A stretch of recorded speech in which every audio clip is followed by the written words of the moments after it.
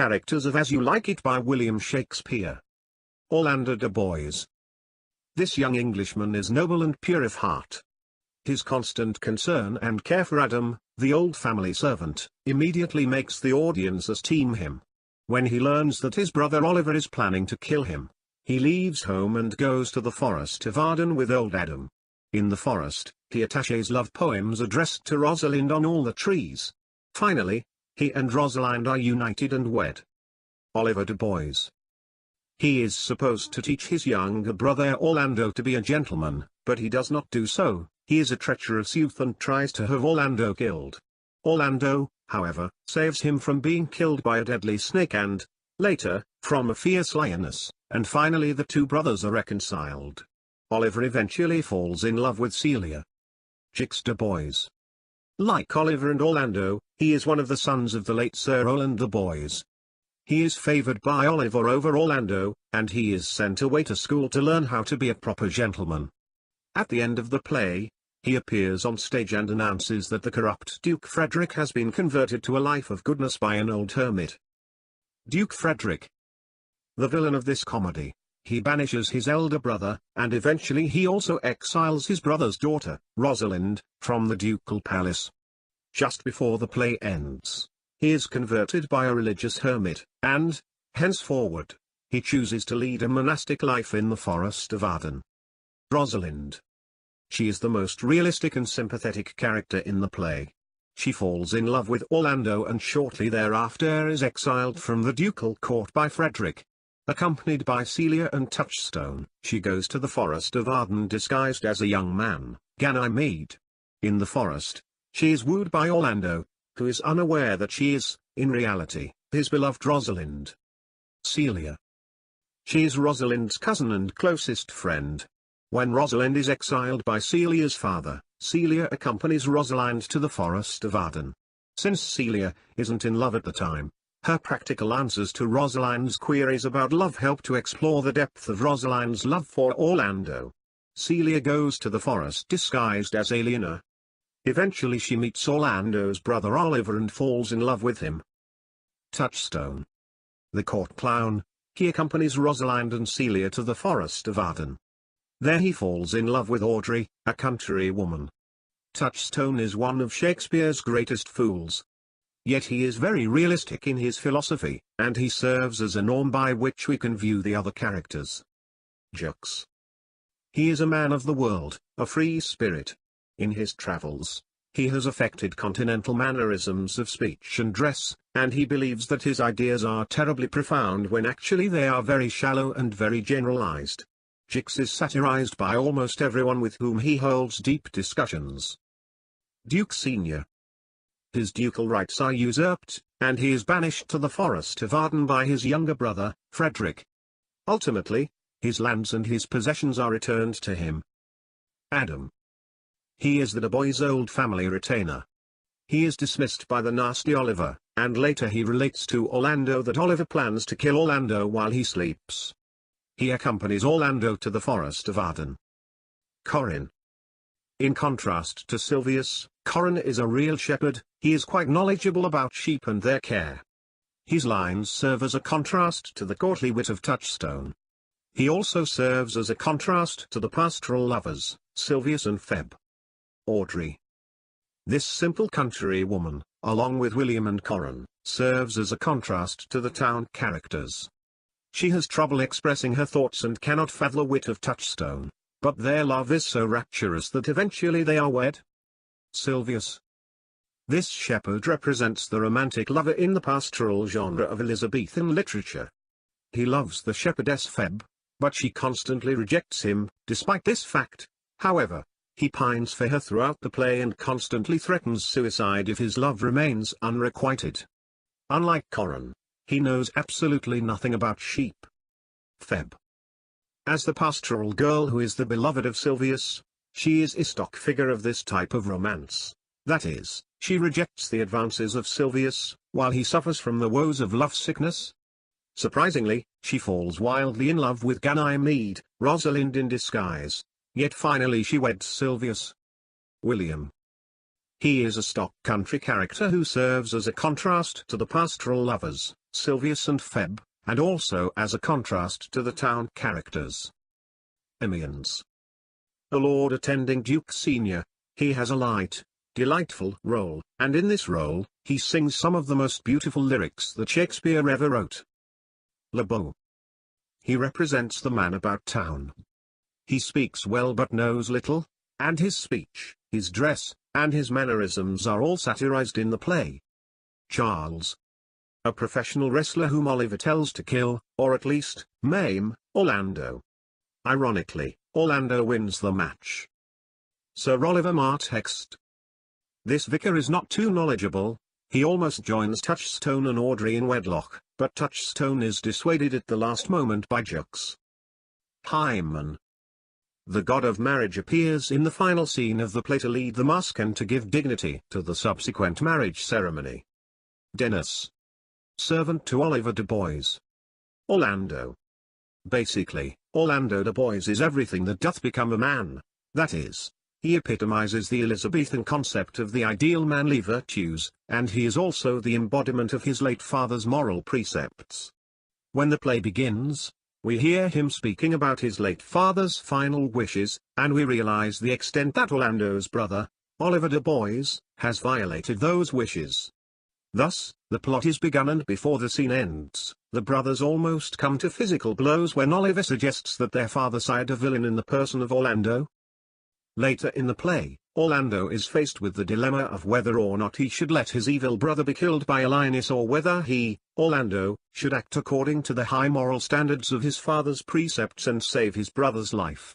He reveals his disgust with evil when he begins to turn away from his brother's peril, but he evinces his moral worth finally when he decides to kill the lioness. Thus, he becomes even more heroic than he has seemed heretofore, he becomes a model of moral goodness. This excellent young man is, by birth, a gentleman, the son of an illustrious knight, and, as noted, he is fiercely loyal to his father's memory.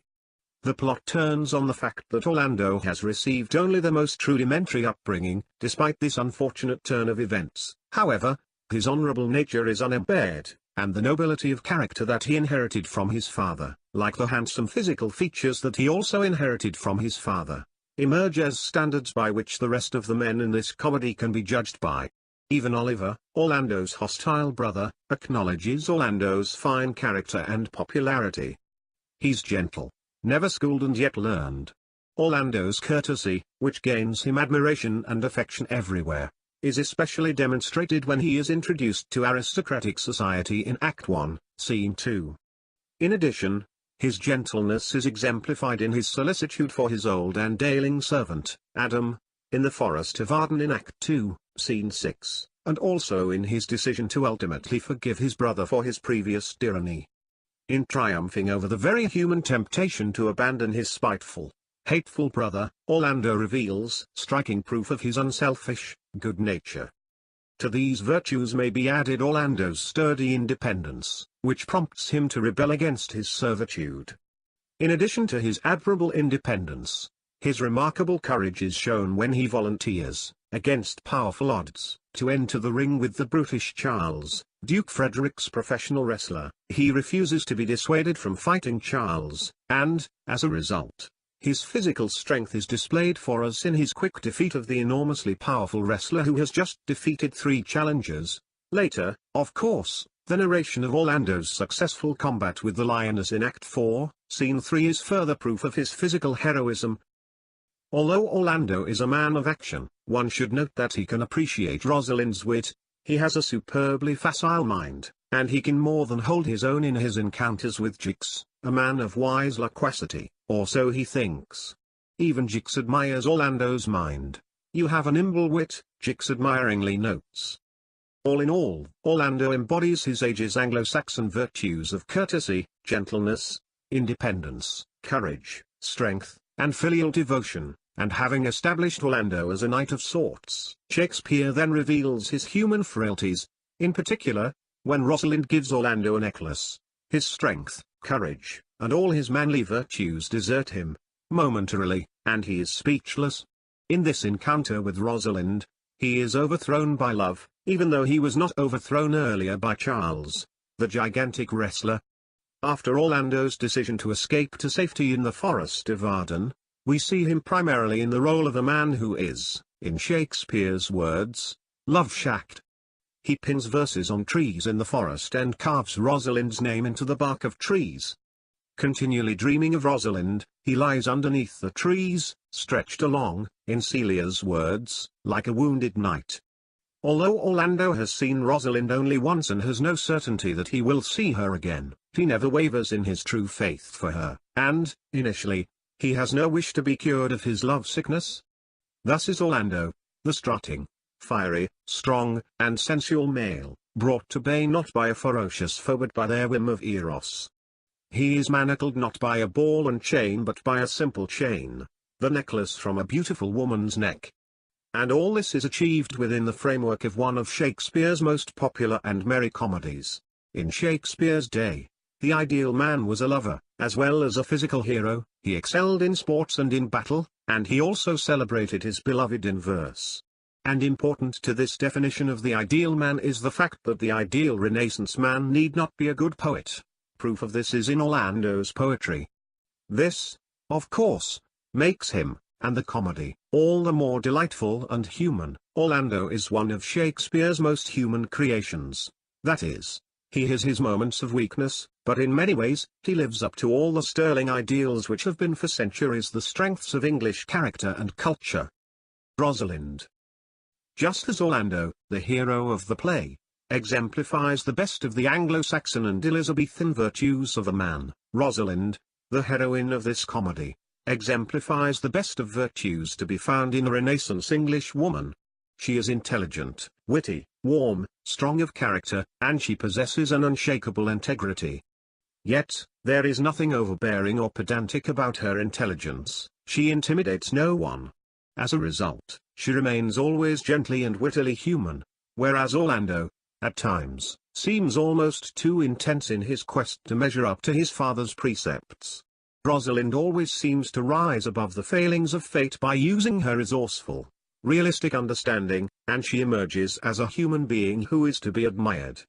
The people praise her for her virtues, Lebeau informs us, her goodness and especially her ability to calmly endure misfortune are confirmed by Duke Frederick. But Rosalind's patience is not without limits. She is no saint, and she can assert herself with an authority appropriate to her status as the daughter of a duke. Falsely charged with treason and condemned to exile, she is nevertheless secure in her integrity, and she is able to defend herself with courteous yet firm eloquence. Rosalind's exceptional mental gifts are most strikingly demonstrated during the bright flow of her conversation. She can seemingly be witty on all occasions, and her repartee is especially sparkling when she is alone with Celia, when she's drawing out the philosophical touchstone, or when she is caricaturing Jux, and it must also be admitted that she is particularly charming when she is lovingly teasing Orlando. Rosalind is a discerning judge of character. Jux, for all of his continental pretensions, does not impress her at all. In contrast, she appreciates the wisdom, as well as the occasional witty foolishness, of Touchstone, a wisdom that the clown is not always fully aware of. That is, being a fool, Touchstone cannot be aware, she thinks, of how profoundly true his statements are. "Thou speakst wiser than thou art whereof," she says, in response to Touchstone's speech about his courting with a peascod. With a many-sided intelligence that is verbal, practical, and imaginative, Rosalind outshines everyone else, male and female, in the play. Her bright humor and ready wit are so much in evidence that her deeper feelings are too often overlooked. At first, she is depressed about her father's being exiled, but then in a revealing passage, she promises to make a conscious effort to forget her sorrows and appear happy. "From henceforth I will be merry, and devise sports." This statement is proof that her surface gaiety is not always to be taken at face value. Rosalind falls in love with Orlando at first sight. Impulsively, she declares her feelings by giving him her necklace and confessing, "Sir, you have wrestled well, and overthrown more than your enemies."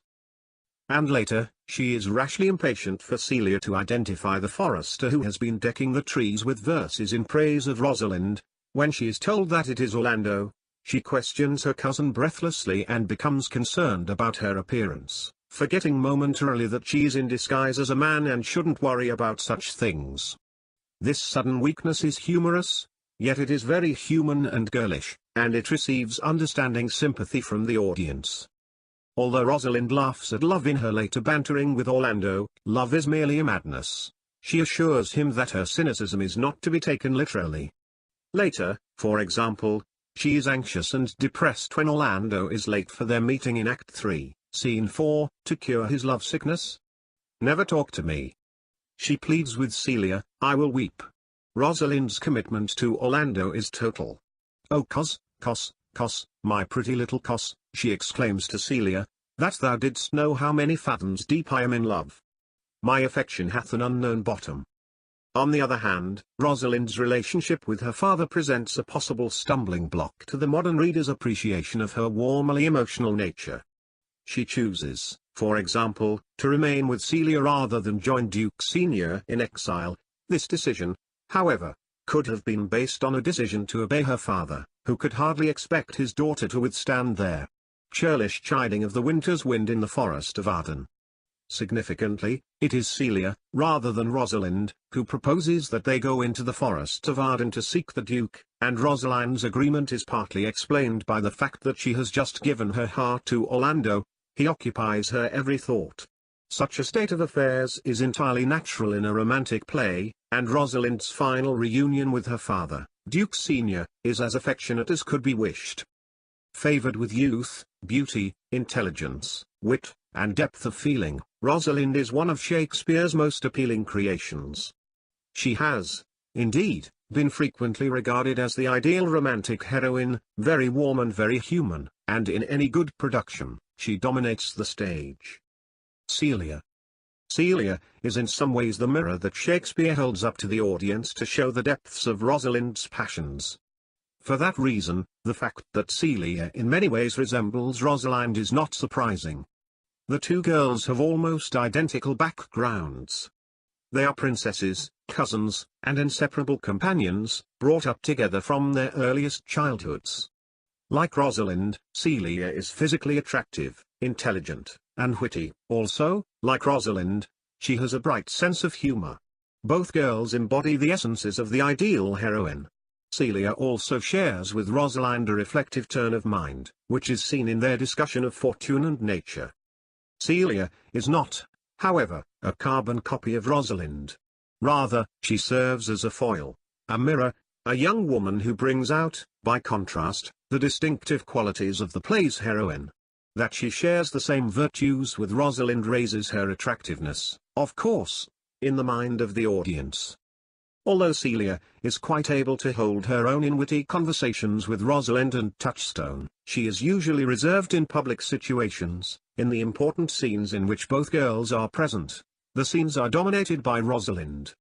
In Act 3, Scene 2, for example, Celia says nothing for almost 200 lines, which is to be explained, in part, by the fact that Rosalind is Shakespeare's principal creation, and by the fact that throughout most of the play, Celia is not in love.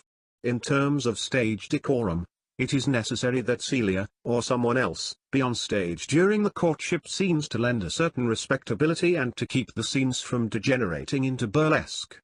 Thus, Celia acts more or less as a chaperone in the play. When at last she finally falls in love herself, Celia is won over immediately by Oliver. She never takes part, however, in her courtship as does Rosalind in her own spirited, frustrated, and protracted courtship. Humorously, Orlando is incredulous at Celia's capitulation to his brother's avowals of love. "Isn't possible," he asks Oliver, "that on so little acquaintance you should like her? And, wooing, she should grant?" Celia provides yet another function that is often overlooked by many modern-day audiences. She serves to remind the audience that Rosalind is an actor, that is, she is a boy who is playing the role of a girl who, in disguise, is playing the role of a young man. There is much humor in Rosalind's masquerade as Ganymede. The epilogue, in particular, which is part of the burlesque of the play, loses much of its humor unless the audience remembers that the actor playing Rosalind was a boy in the Elizabethan productions. Celia's role, then, is ultimately subordinate to that of her friend, Rosalind. She has the dramatically somewhat thankless part of serving as a companion rather than as emerging as a strong personality in her own right. Yet without Celia's acting as a kind of mirror to Rosalind, Rosalind's character would lose a great deal of its brilliance. Celia's friendship for Rosalind is perhaps the most striking feature of her personality. We first see her comforting Rosalind, and later, when the tyrannical Duke Frederick vilifies Rosalind, Celia springs to her cousin's defense, absolutely unaffected by her father's unjust remarks, which are calculated to arouse her envy and resentment. It is Celia who proposes that the two young women flee the palace and run off together. Importantly, Celia does not once hesitate to leave the comforts of the court in order to face the dangers of exile in order to be with her friend. Denied great romantic scenes in the play, Celia nevertheless shines passionately as the devoted friend of Rosalind, loyal, precise, and ever practical. Touchstone. In the stage directions of the first folio, Touchstone is designated as being a clown. Later, he is referred to as a fool. Basically, the term clown was more applicable to a country bumpkin, whereas the term fool was applied to the professional jester, that is, the fool, the king's jester, dressed in motley. In reading Elizabethan plays, it is important to keep this important distinction in mind. In Act 1, Scene 2, Celia and Rosalind refer to Touchstone as a natural. Here, Touchstone's character changes yet a bit more. Rosalind is saying that he is a born fool or idiot, but this is wholly out of keeping with what we know of Rosalind's character. Obviously, this is most likely a pun on the words natural and nature, words that occur frequently in the scene. The comic banter of the two girls here is used as a contrast to the somber opening scene, and it is also used to establish the comic device of the pun, a wordplays that Elizabethan audiences never tired of. The extended pun on natural and nature in this scene where Touchstone's wisdom is questioned culminates in Celia's remark, "The dullness of the fool is the whetstone of the wits." Touchstone, more appropriately, is described by Jix as being a motley fool. Here, Jix is describing the professional jester, easily recognized by his costume, which was usually a child's long coat, gathered at the waist and falling in folds below the knees. A bauble was sometimes worn on the sleeve, and a coxcomb or feather decorated the hat. Whatever the case in this particular scene, Touchstone's motley is sober enough to entitle him to treatment as a gentleman in the Forest of Arden. As a matter of fact, Touchstone fancies himself a courtier, and Jix reports on Touchstone's pretensions of being a courtier in Act 2, Scene 7, lines 36-38, and again when he introduces the fool to Duke Senior. Jack. He hath been a courtier, he swears. Touch. If any man doubts that, let him put me to my purgation. I have trod a measure, I have flattered a lady. I have undone 3 tailors, I have had 4 quarrels, and like to have fought 1. Touchstone has also assumed the role of a courtier in his meeting with Corin. Personally, he feels far superior to the pastoral shepherd. His criticism of pastoral life proceeds from his assumption of the superiority of sophisticated court life over country living.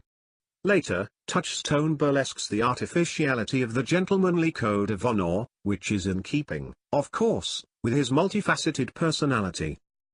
Another interesting aspect of Touchstone's character is the fact that he is restricted in his singing. Shakespeare usually gives some songs to his fools. Yet here, Touchstone sings only snatches of song. Several explanations have been advanced as to why Touchstone is not given more songs to sing, but all arguments remain only conjectures. Finally, it must be acknowledged that in a fantasy such as You Like It, it is not necessary that every character be fully developed. The strength of this play lies in its dialogue and in its mask-like elements. That Touchstone is not truly and fully developed as a character does not detract from the play. That he is a superb example of theatrical convention is enough, and in no way does it detract from his effectiveness as an integral part of the play.